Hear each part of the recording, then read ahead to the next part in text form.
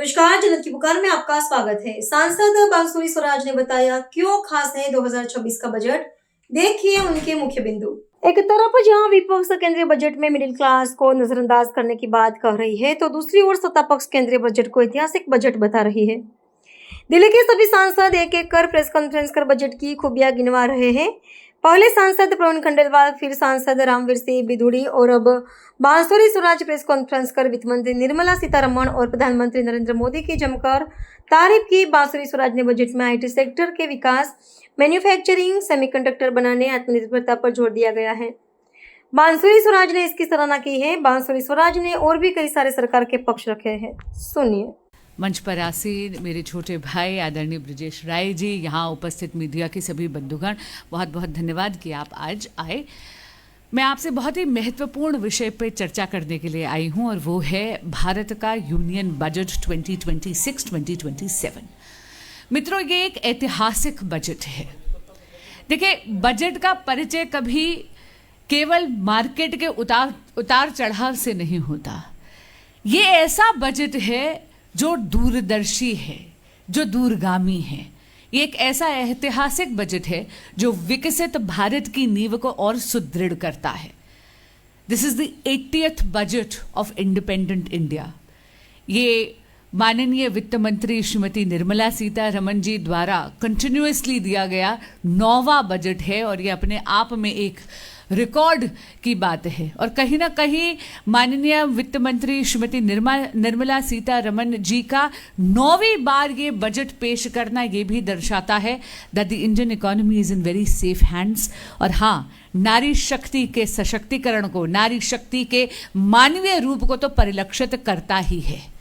ये पहला बजट है जो कर्तव्य भवन में बना है और इसीलिए ये कर्तव्य परायण की भावना को निहित कर कर ये बजट चलता है। आदरणीय प्रधानमंत्री श्री नरेंद्र मोदी जी के विकसित भारत के संकल्प को सिद्धि तक ले जाने वाला ये बजट है। मित्रों, आपने देखा होगा कि 21st सेंचुरी के सेकेंड क्वार्टर का पहला बजट है। ये ऐसा बजट नहीं है जो केवल एक सेक्टर की बात करता है, ये हर वर्ग, हर सेक्टर की बात करता है। और एक ऐसा बजट है जो अगले 25 साल का विजन रखता है, यानी 25 साल का विजन, 5 साल का प्लान और 1 साल का ये बजट। युवा शक्ति को इस बजट के केंद्र बिंदु बनाया गया है। और खास करके अगर आप देखेंगे तो युवाओं से जुड़ी हुई जितनी भी सुविधाएं हैं उन पर विशेष ध्यान गया है। मैं सबसे पहले तो आईटी सेक्टर की बात करना चाहूंगी। ये एक ऐसा बजट है जो डिजिटल एक्सपेंशन से अब भारत को डिजिटल सोवरेनिटी की तरफ लेकर जाता है। हम सबसे पहले बात करते हैं कि किस तरह भारत में मैन्युफैक्चरिंग ऑफ इलेक्ट्रॉनिक प्रोडक्ट्स के लिए 40,000 करोड़ रुपए का इम्पेटस दिया गया है। यानी भारत में केवल स्मार्टफोन के ही पुर्जे नहीं बनेंगे, केवल स्मार्टफोन ही नहीं बनेगा, बल्कि चाहे जेसीबी हो, चाहे अस्पतालों में लगने वाली लिफ्ट हो, एक एक चीज में आत्मनिर्भरता सुनिश्चित करने के लिए इस बजट ने प्रावधान करे हैं और इलेक्ट्रॉनिक कंपोनेंट्स की मैन्युफैक्चरिंग भारत में ही हो, यह सुनिश्चित करा है। अगर हम सेमीकंडक्टर्स की बात करें तो इंडियन सेमीकंडक्टर्स मिशन 2.0 को लॉन्च करता है ये बजट। आप देख रहे होंगे कि 100 करोड़ रुपए के डिजाइन लिंक्ड इंसेंटिव्स 30 से ज्यादा कंपनियों में और industry focus research and development के प्रावधान इस बजट में करे गए हैं। ये सुनिश्चित करेगा कि chip and IT related manufacturing में भारत में आत्मनिर्भरता हो, सेल्फ रिलायंस हो। यही नहीं, लिथियम एंड आयन मैन्युफैक्चरिंग के लिए जितने भी कैपिटल गुड्स हैं उन पर ड्यूटी में एग्जेम्पशन दी गई है। जो बेसिक कस्टम ड्यूटी है सोडियम एंटीमोनेट की, एक ऐसा रॉ मटेरियल जो सोलर ग्लास की मैन्युफैक्चरिंग में लाया जाता है, उसमें भी टैक्स एग्जेम्पशन दी गई है। इसका क्या अर्थ है? इसका अर्थ है कि ग्रीन एनर्जी की जनरेशन और एनर्जी की स्टोरेज दोनों को सुगम करने के लिए, उसको बूस्ट करने के लिए इस बजट में प्रावधान करे गए हैं। एक टैक्स हॉलिडे दी गई है 2047 तक उन सभी विदेशी कंपनियों को जो क्लाउड सर्विसेज प्रोवाइड करती हैं, ताकि भारत में एक डेटा आईटी सेंटर बनाया जाए। ये जो एआई ड्रिवन डिमांड है, इसको पूरा करने के लिए ये प्रावधान करे गए हैं। मुझे बहुत खुशी होती है आपको ये बताते हुए कि ये जो रिलेटेड एंटिटीज हैं, यानी क्लाउड स्टोरेज से जो एंसिलरी एंटिटीज हैं, उनको भी 15% का सेफ हार्बर देता है और उनकी जो मार्जिन की कॉस्ट है उसको घटाता है। ये एक प्राइस सर्टेनिटी भी प्रोवाइड करता है।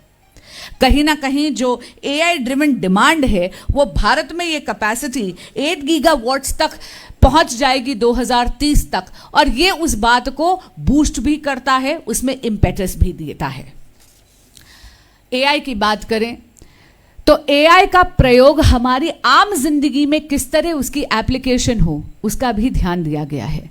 भारत विस्तार से हमारे देश के अन्नदाता को भी सुगमता मिलेगी और ज़्यादा आसानी मिलेगी। भारत विस्तार एक ऐसा एआई ड्रिवन प्लेटफॉर्म है जहां पर हमारे देश के फार्मर्स, हमारे कृषि एक्चुअली में जाके crop related information real time में ले सकते हैं। अब हम अगर बात करते हैं ऑरेंज इकोनॉमी की, तो ये एक नया उभरता हुआ सेक्टर है हमारी इकोनॉमी में, जो बहुत ज़्यादा यूथ ड्रिवन है।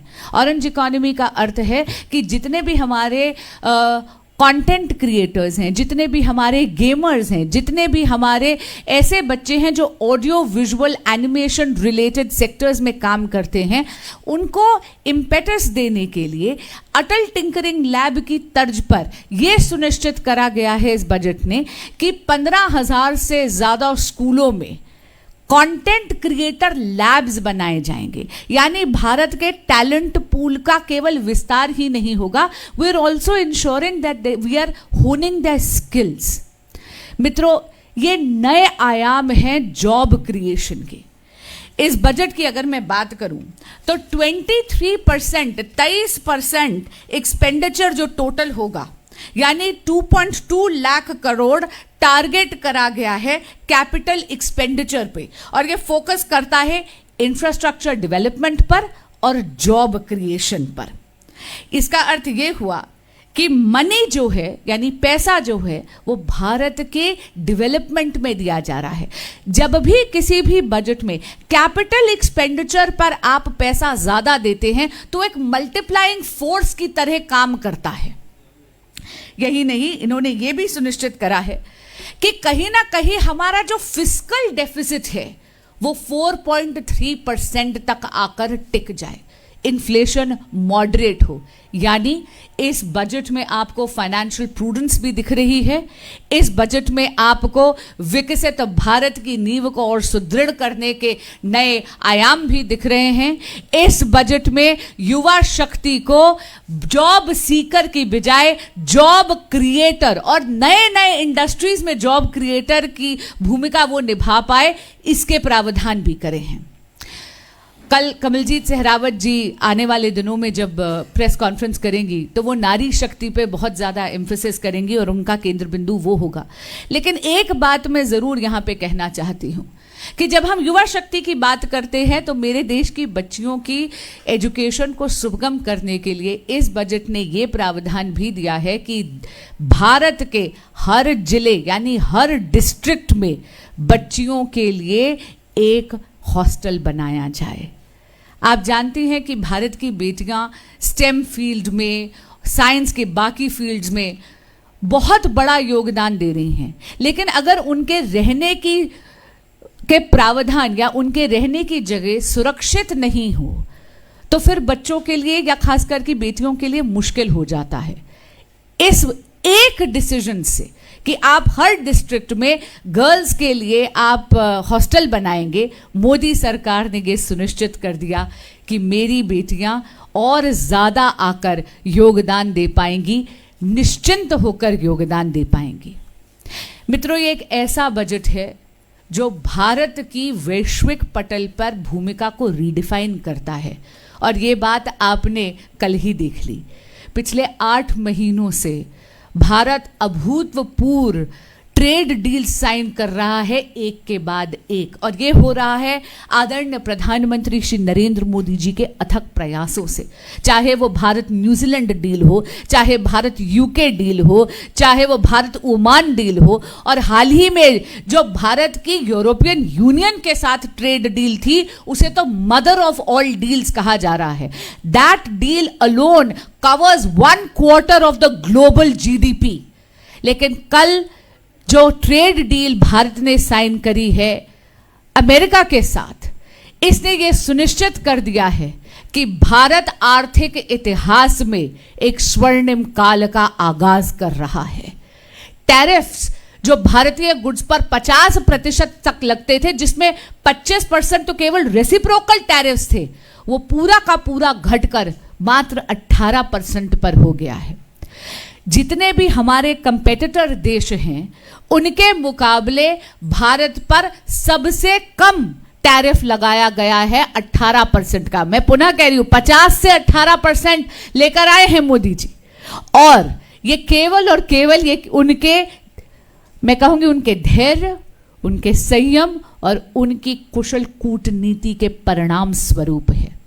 ये जो इतना कम टैरिफ लगा है कंपेटिटर देशों के मुकाबले, ये भारतीय मेड इन इंडियन गुड्स को एक कंपेटिटिव एज देगा यूएस मार्केट में।